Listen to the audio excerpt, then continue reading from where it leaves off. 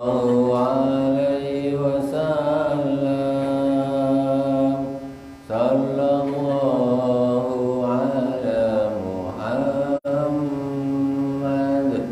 صلى الله عليه وسلم صلى الله على محمد صلى الله عليه وسلم صلى الله على محمد صلى الله عليه وسلم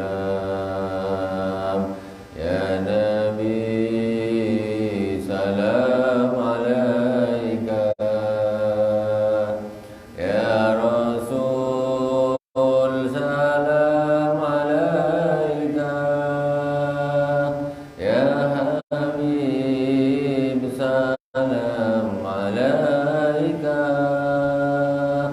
صلوات الله عليك صلى الله على محمد صلى الله عليه وسلم صلى الله على محمد صلى الله عليه وسلم. Bismillahirrahmanirrahim. Assalamualaikum warahmatullahi wabarakatuh. Alhamdulillahi rabbil alamin. Wassalatu wassalamu ala sayyidil mursalin wa ala alihi wa sahbihi ajma'in. Subhanaka la ilma lana illa ma 'allamtana innaka antal alimul hakim. Rabbi israh li sadri wa yassir li amri wahlul 'uqdatam min lisani yafqahu qawli. Allahumma salli ala sayyidina Muhammadin al-Fatihi lima ughliq wal khatimi lima sabaqa nasiril haqqi bil haqq wal hadi ila siratikal mustaqim wa ala alihi haqqa qadrihi wa miqdarihi al-'azim. Bismillah ma sya'allah la yasukul khaira illallah. Bismillah ma sya'allah la yasrifu su'a illallah. Bismillah ma sya'allah ma kana min ni'matin fa min Allah. Bismillah ma sya'allah la haula wa la quwata illa billah. Jamaah Masjid Al-Hikmah yang dirahmati Allah Subhanahu wa taala, kaum muslimin dan muslimat di mana saja berada yang dirahmati Allah. Pagi ini kita hari ketiga berpuasa. Biasanya kebanyakan majlis-majlis diisi dengan ceramah, tausiah. Kita di sini tanya jawab, ya, majlis kita majlis tanya jawab. Bapak-bapak, ibu-ibu bertanya, saya menjawab, atau saya yang bertanya, bapak-bapak, ibu-ibu yang menjawab. Itu gantian. Jadi terserahlah mau masalah apa, selagi saya bisa jawab, saya jawab. Kalau saya tak bisa jawab, saya tampung saja. Jadi mulai dari permasalahan puasa, zakat, haji, terserahlah. Masalah nikah pun boleh, tak ada masalah. Walaupun dah tua-tua tak apa-apa, boleh. Silakan, saya rasa begitu. Untuk kita sepakati dulu sampai jam berapa ni? Hah? 6 pas. Lewat sikit. Tak ada ya Allah. Jadi tak ada turun minum, tak ada kan? Okey. Silakan yang mau tanya.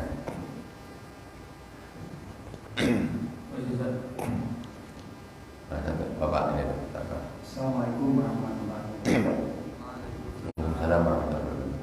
Terkait bulan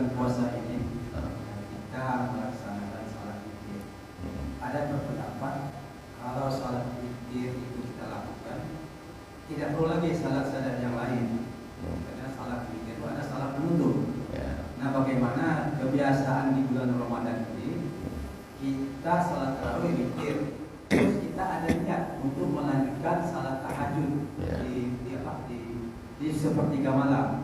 Nah, dalam hal ini bagaimana tentang salat witir yang sebenarnya, Ustaz? Ya.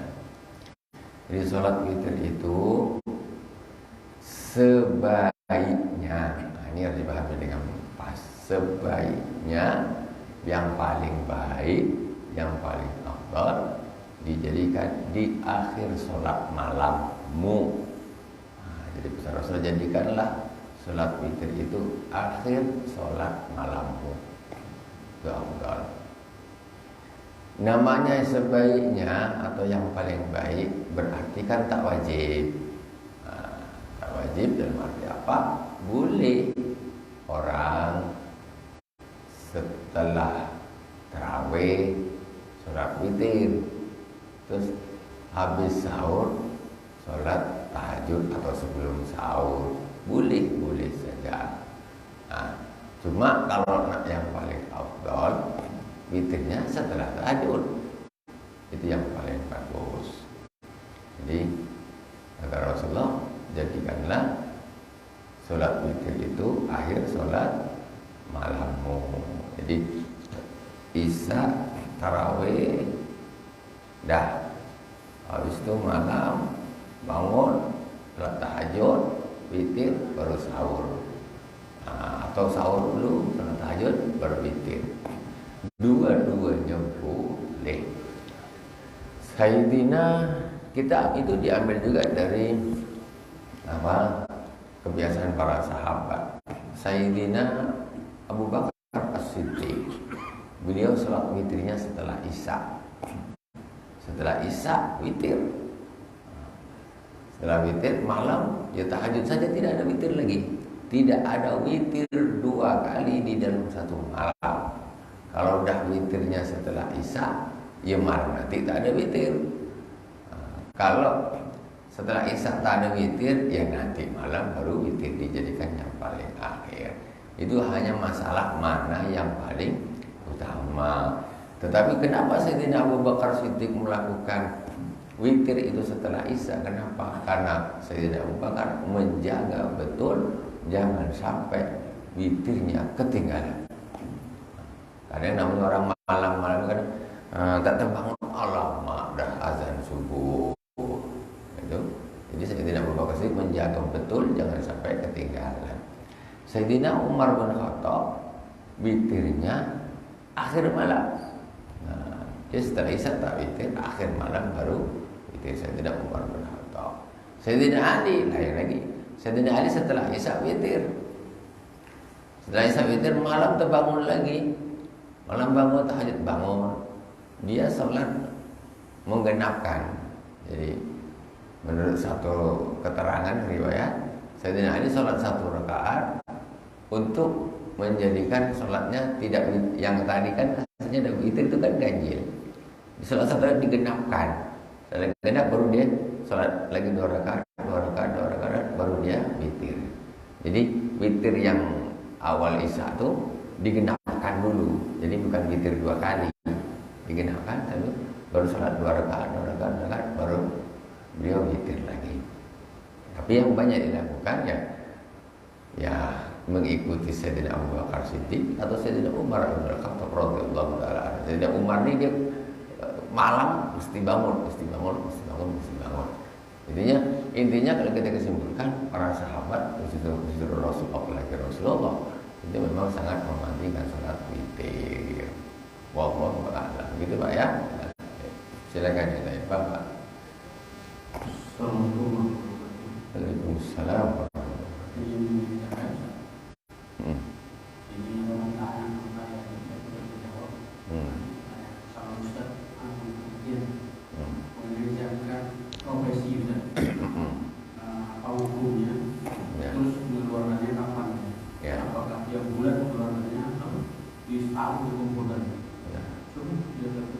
Oke. Zakat profesi. Zakat profesi itu fikih kontemporer, fikih zaman sekarang, ya, fikih zaman sekarang. Di zaman ulama mazhab dulu, Imam Abu Hanifah, Imam Malik, Imam Syafi'i, Imam Ahmad bin Hanbal, itu belum ada zakat profesi.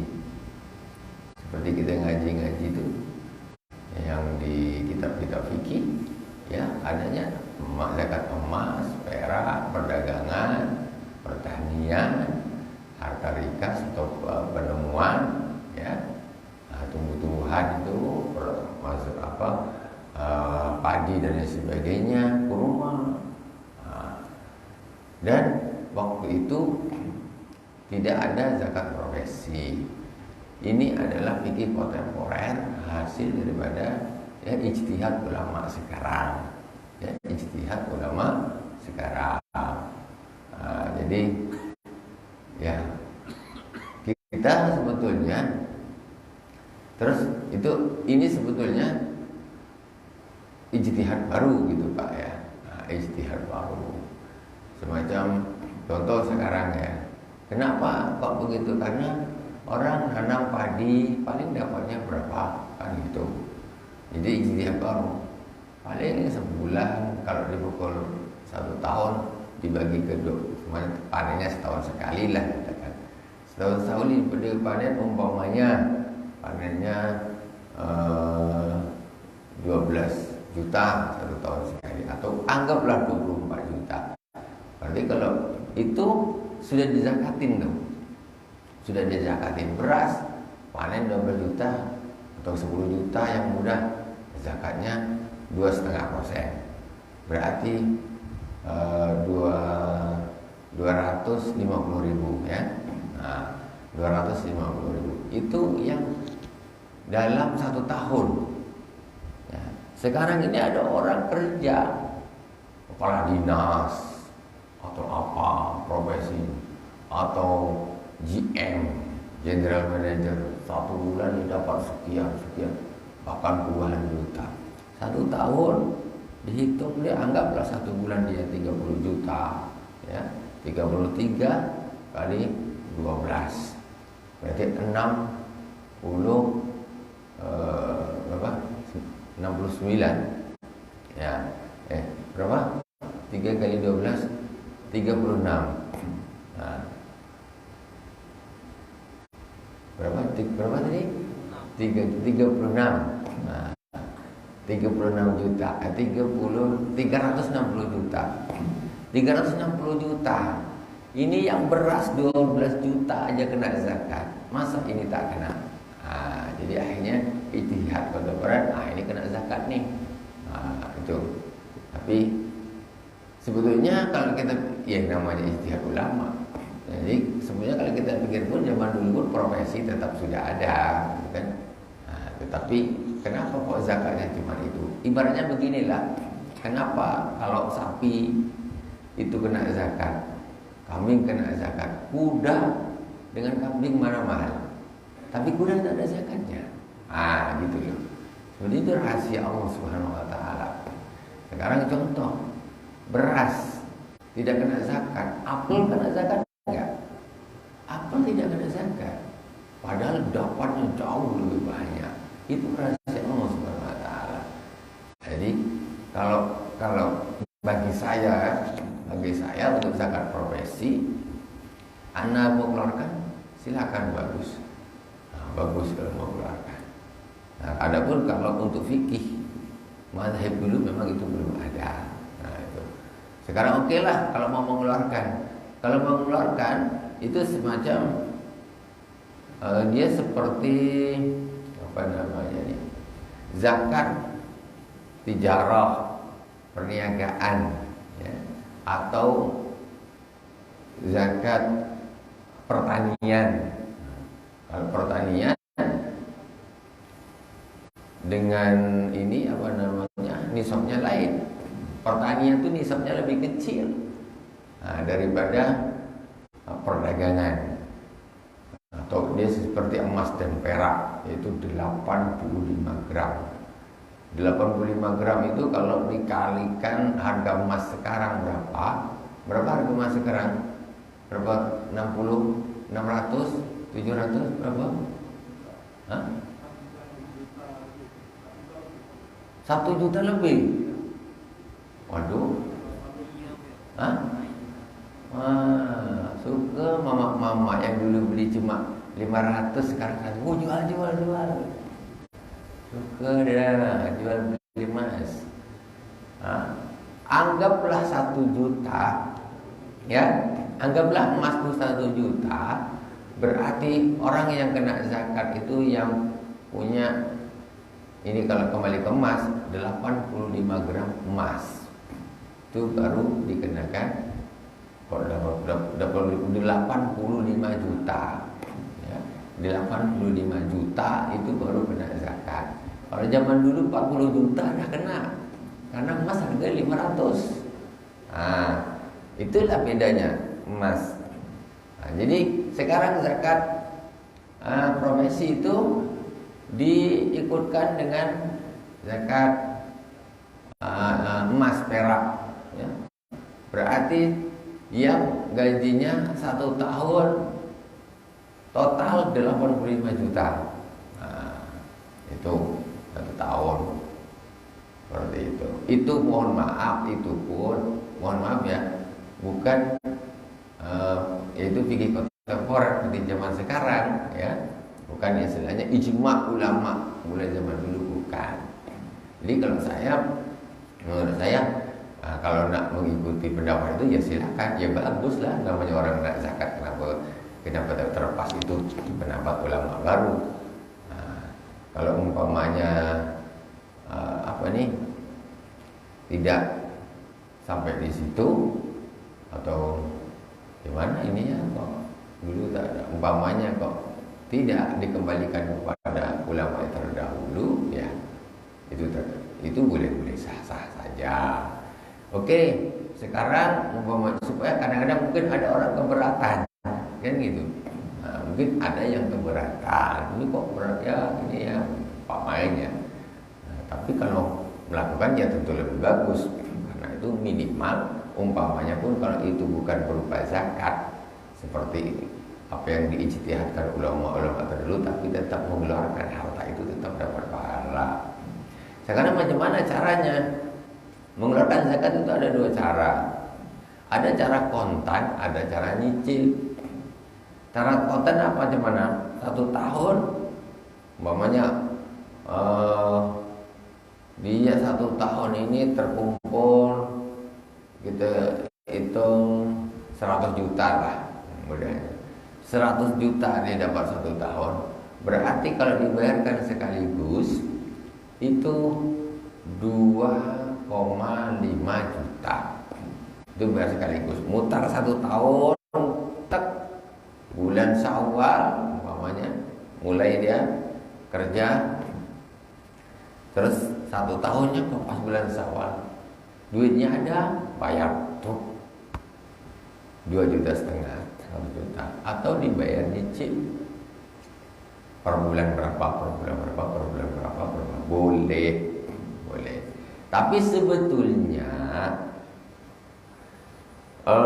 hal seperti itu haul, namanya haul. Haul itu duit ini bertahan 1 tahun, ada baru dizakatin berapa. Sebetulnya begitu. Jadi kalau kita melakukan hal yang seperti itu, hitungannya seperti itu, kita tiap tahun tak bisa zakat lah. Maksudnya memang mesti habis terus duit itu, mesti duit itu habis. Mesti duit itu mutar 1 tahun, ya habis lah duit, gaji, mana ada sisa.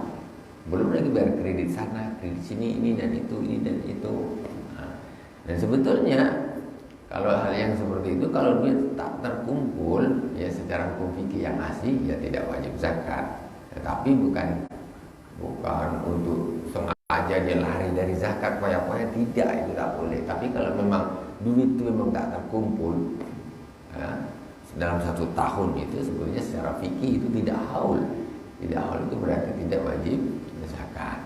Tetapi orang yang mau membayar tetap ya dihitung seperti itu. Memang kalau tadi ya kapan dia nak bayar, kan gitu. Karena mesti duit itu habis terus. Oke, kalau orang nak lebih hati-hati, pendapat yang hati-hati, ya sudah bolehlah dipotong dia per bulan, per bulan, per bulan, per bulan, per bulan, per bulan. Tapi itu bukan, mohon maaf, itu bukan ijma'nya ulama, ya. Itu ijma' itu ulama kontemporer zaman sekarang, ya, kontemporer zaman sekarang. Mungkin kadang-kadang ada yang ngeluh dan lain sebagainya.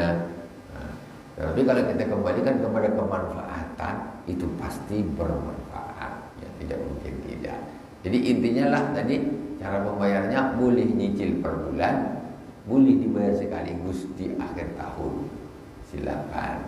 Nah, adapun masalah sebetulnya wajib atau tidak, itu kembali kepada pendapat apakah mengikuti ulama mazhab zaman dulu, apakah mengikuti ikut ulama zaman sekarang. Itu asasnya dari melihat kemaslahatan umat, itu saja, ya. Jadi dari saya begitu jawabannya, gitu Pak, ya. Ya, Ya, ya, ya. masalah mengeluarkan hisapnya ya.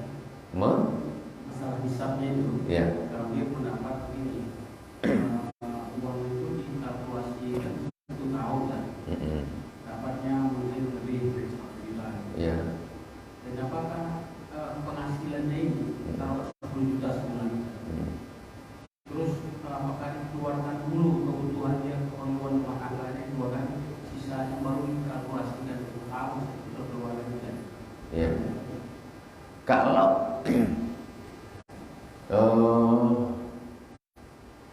sebetulnya zakat yang paling berat itu zakat tanaman. Kalau zakat tanaman itu begitu panen, sebelum dimakan langsung dipotong zakat. Itu kalau zakat makanan. Kalau untuk apa namanya nih, aslinya zakat itu memang seperti itu. Sebetulnya orang panen itu, orang panen berapa ton, nah, ini berapa duitnya langsung. Jadi tidak dihitung dimakan, sisanya berapa gitu. Nah, makanya kalau sebetulnya itu tadi, kalau dibayarkan sisanya setelah berapa, insya Allah habis terus, tidak akan pernah membayar zakat kan. Nah, tapi kembali itu lagi lah, pendapat yang hati-hati, ya tentu langsung dikalkulasi saja berapa pendapatannya, langsung dikalkulasi persentasenya berapa selama 1 tahun, berarti per bulan berapa. Itu tadi kalau kita hitung, kebutuhan aku 1 bulan sekian juta, sisanya umpamanya 5 juta.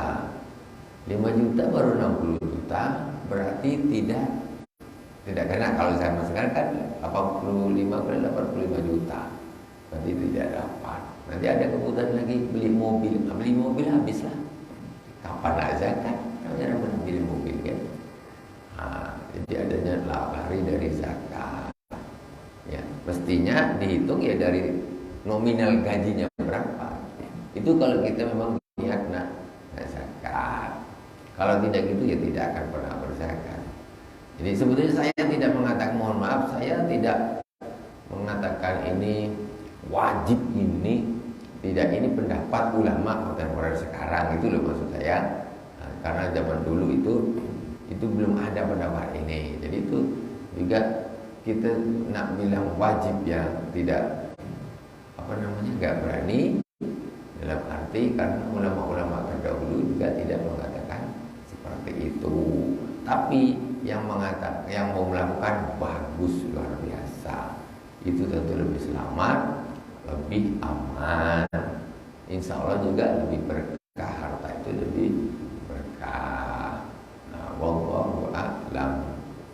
Tapi ini terjadi dari Basnas, Basnas Karimun, ulama Basnas Karimun mengatakan kalau menurut kata profesi itu belum jelas lagi. Apa?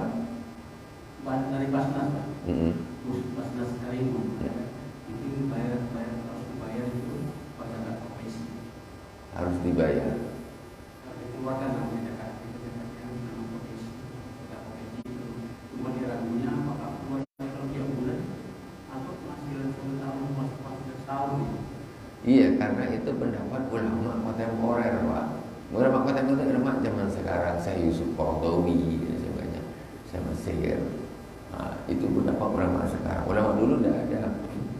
Jadi pendapat baru, macam pendapat baru, saya pun tak berani mengatakan ini tidak berani, kecuali memang pada zaman dulu ada. Tapi kemaslahatannya besar, jelas. Kemaslahatannya jelas besar. Dilakukan bagus. Nah, tapi masalah sampai ke derajat wajib atau tidak, ya, itu kembali kepada yang memfatwakan. Kembali kepada yang memfatwakan. Saya tidak melarang, dan itu juga tidak mewajibkan. Ya, karena itu juga kembali kepada ya masing-masing, ya, kepada masing-masing. Kalau masalah kapan tiap bulan atau 1 tahun, itu cara saja, cara untuk membayar zakat memang boleh begitu. Jadi umpamanya orang punya emas, tadi saya bilang 100 juta totalnya harganya emas, dia boleh kalau bayar sekali 2,5 juta, terasa betul ya, banyak pula. Udahlah, per bulan aku cicil lah, 250.000, 250.000. Nanti akhir tahun digenapi 2,5 juta, boleh, sah. Ya. Jadi membayar zakat sebelum datang kewajibannya itu boleh, tapi mengakhirkannya tidak boleh. Orang membayar zakat perdagangan, dia jatuh temponya bulan Syawal, tapi dia bulan Ramadan dia dah bayarkan, boleh, padahal masih kurang 1 bulan. Atau bulan Maulid dia sudah bayarkan, atau bulan Rajab boleh. Yang tak boleh, wajibnya jatuhnya 1 tahun itu bulan Syawal, dia kok bayarnya bulan Zulhijjah. Ini tak boleh, haram mengakhirkan zakat. Tapi membayar sebelum waktunya itu hukumnya boleh. Wallahu a'lam. Jadi boleh nyicil, boleh kontan, tapi tak boleh melewati batas haul yang bertahunnya tadi. Wallahu a'lam. Ya kalau Basnas Indonesia kan memang mengikuti pendapat ulama kontemporer. Kalau sekarang nak cari orang nanam jagung, nanam padi, berapa lah dapat, kan? Nah, pendapatan para orang-orang ini itu jauh lebih besar daripada pendapatan para petani tadi. Macam zaman dulu juga tak ada zakat ikan. Nah, kok tak ada zakat ikan? Orang balik bawa ikan kurau satu kapal, mana ada zakatnya, Pak? Kalau kita hitung-hitung secara duit, belum lagi ikan tawar seekor aja 7 kilo 70 juta, tak ada zakat. Nah, itu 1 ekor. Tapi itu rahasia Allah, kenapa begitu? Wallahu a'lam. Makanya kita tak berani mengatakan ini wajib. Nah, kita tak berani. Wallahu a'lam.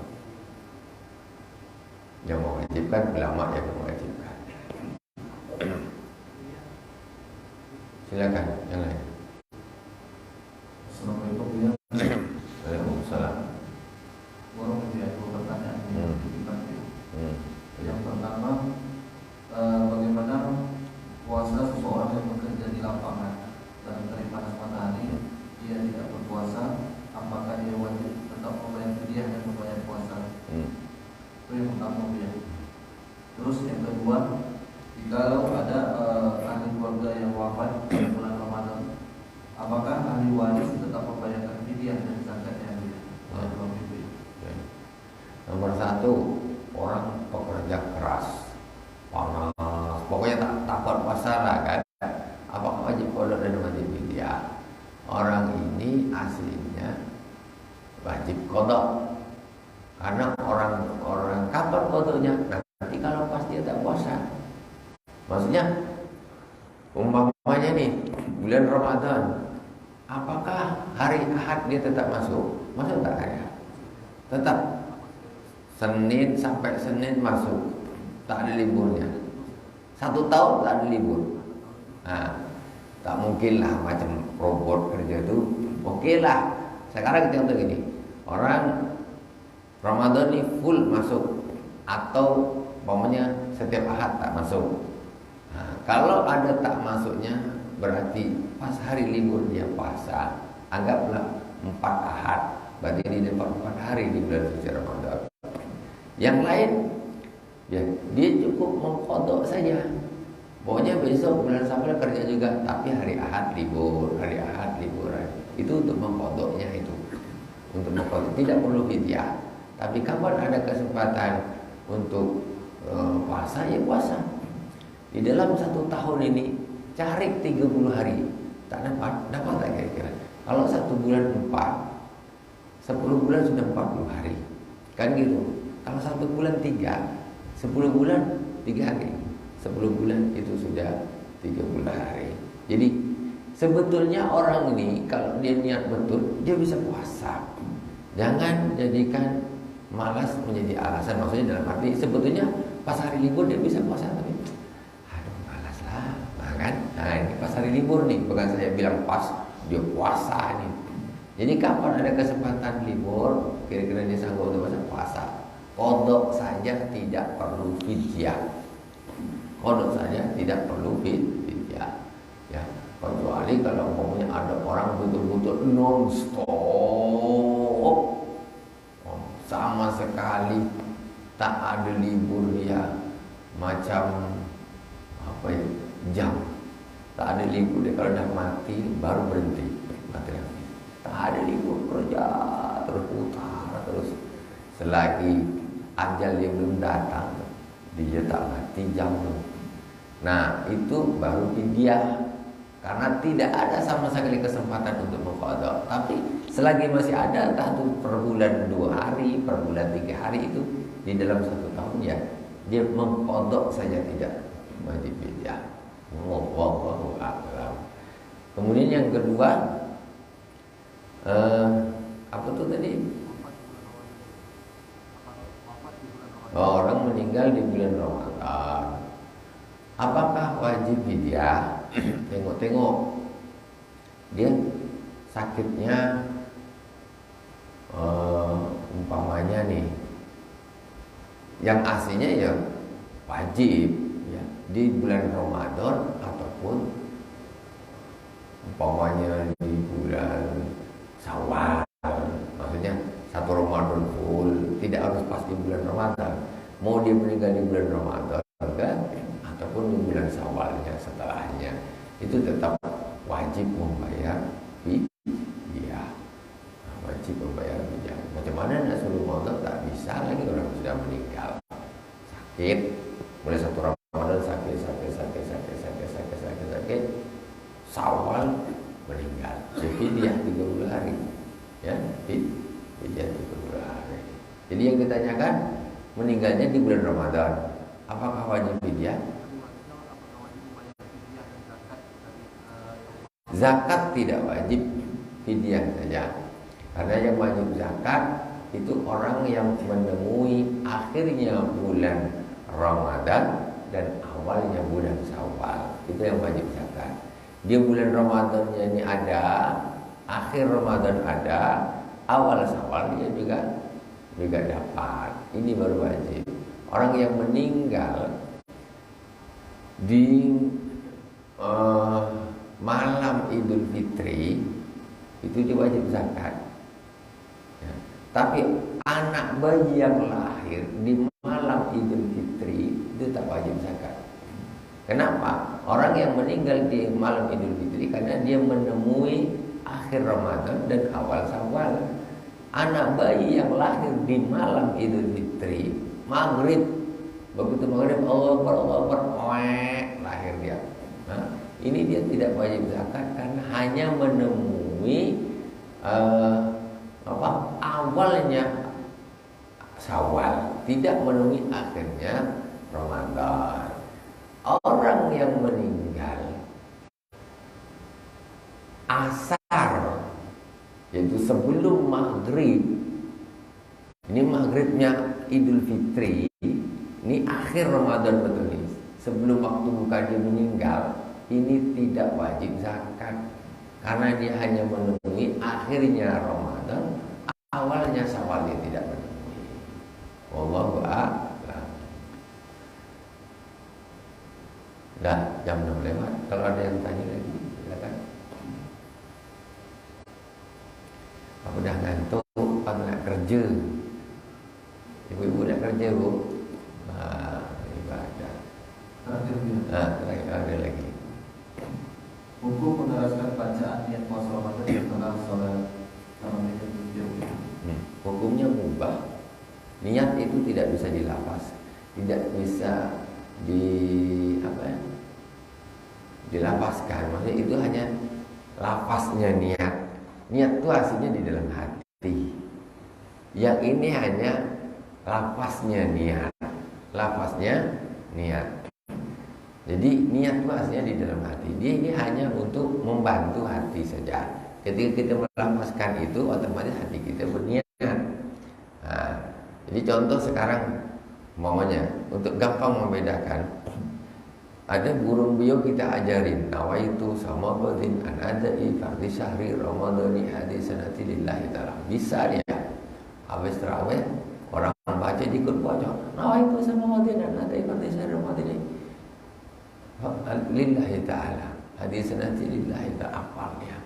Tapi besok pagi-pagi makan tuk makan. Kau kan dia tak niat puasa, hanya lapasnya saja. Jadi itu hukumnya tak wajib. Tak wajib. Yang wajib di dalam hati, ya, kita sedang duduk, pokoknya diam. Di dalam hati kita lintasan besok saya nak puasa Ramadan. Itu sudah niat namanya, ya. Di dalam hati lintasan gitu. Mau lapaskan itu hukumnya mubah, boleh. Wajib tidak, sunnah pun tidak, mubah. Ya, karena untuk ya sunnahnya ini bukan sunnah sunnah ini untuk mustahab lah, bagus untuk menolong hati, bukan sunnahnya sunnah Rasulullah itu, bukan. Jadi nama itu sama batin itu adalah niat yang dirupakan lafaz menjadi lafaz. Yang wajib tetap yang di dalam hati, yang di luar ini mau dilapaskan silakan, tidak dilapaskan pun puasanya tetap sah. Selagi di dalam hati meniatkan aku besok nak puasa Ramadan karena Allah Ta'ala, dah cukup. Ada lintasan niat di dalam hatinya, ya. Haram, yang keras kan bilang bid'ah, kan gitu. Apa pasal bid'ah? Ya udah, itu kan hanya adat saja, ya kan? Adat, tidak ada masalah, ya. Tidak ada masalah. Jadi sampai kapanpun niat itu tetap tempatnya di dalam hati. Itu hanya sebatas boleh. Jadi tengah-tengah. Jangan mengatakan haram, jangan mengatakan wajib. Tidak ada yang mengatakan itu wajib. Wallahu a'lam. Begitu kita akhiri sudah. Alhamdulillah, amin. Semoga berkah dari awal sampai akhir. Mohon maaf atas segala kekurangan. Wallahu a'lam bishawab. Mungkin nanti kalau pas hari Sabtu Ahad saya ada kepentingan, kita hari Ahad apa ya, kan Ahad kosong juga.